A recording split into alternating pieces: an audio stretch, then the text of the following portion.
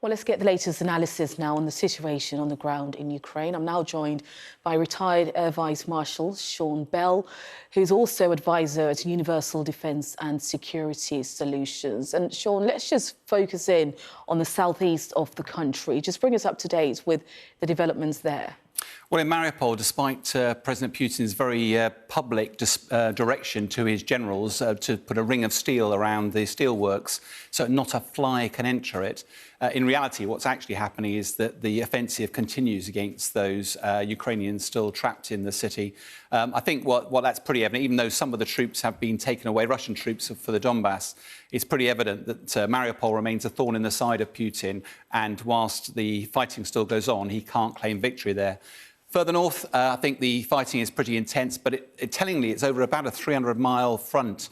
Russian forces spread themselves very thinly. There's lots of sporadic attacks probing the Ukrainian defences.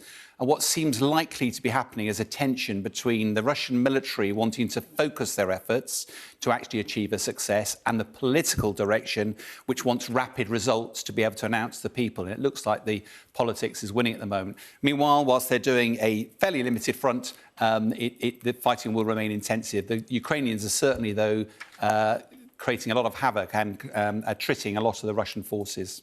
And Sean, Ukraine says it's hoping to get more military support from the US. What kind of weapons are we looking at? And crucially, what impact would it have? Yes, I think we've got to, as the whole campaign has changed from being a whole of the country to much more focused in the Donbass, we've heard President Zelensky's language change from just weapons, weapons, weapons to now heavy weapons. And the most recent military aid from America, one of the items is the 155mm howitzer gun shown here. The Americans originally committed 18 of these guns. They've now committed another 78 of them, together with the vehicles that will tow them around, and also, tellingly, 144,000 rounds of ammunition as well. And, of course, that'll be a mixture of high explosive and illumination rounds, and also conducting some training outside of Ukraine to prepare the people. This gun's interesting because it first saw service in 1942. It was a US Army gun. It showed service in the Second World War, in Vietnam and in Korea. So part of you sort of wondering, why is that an old bit of weapon like this going out to Ukraine? Well, the reality is this, augmented with technology, makes it much more effective. And nowadays, the gun is only as effective as what you can hit. These now link to radars which track the rounds being fired to see where they land, and then can automatically put a course correction in azimuth and elevation on the gun so it hits its target much more accurately. And I think that, particularly in the theatre of Ukraine, could be a really valuable asset for them.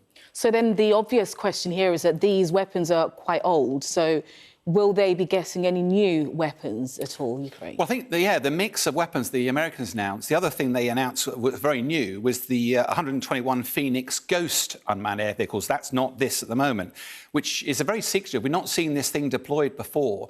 It turns out the Americans have been chatting to the Ukrainians about their specific requirements for the Donbass, and it turns out that weapons that the Americans had already been developing and had on the shelf could meet that absolute requirement. So we don't know much about it. We don't think it's been deployed before. The Americans have used the Switchblade before, which is here, which is in effect a suicide drone. It flies, finds its target, attacks it, and then blows up.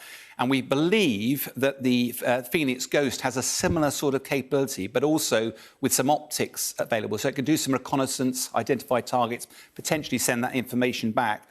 But it's a really interesting blend the Americans done at old and new, but it's specifically tailored to what Ukraine needs today. The challenge, I think, more widely, is that it's one thing getting these weapons, providing them to the Ukrainians, is quite another. How do you get them from the point of entry, probably around on the West Coast border there, all the way across to where the fighting is happening? In the past, when we've had handheld missiles or guns, you can put them in the boot of a car. They're relatively easy to hide. 155 artillery and are not going to be easy to hide in bulk. And we're not the only nations that have satellite technology looking down. So the security issues here are significant, and it will take time to move them across. And of course, at the moment in this conflict, time is at a premium. Absolutely. So some further support, but of course that presents further challenges as well. That's right. Sean Bell, thank you very much indeed.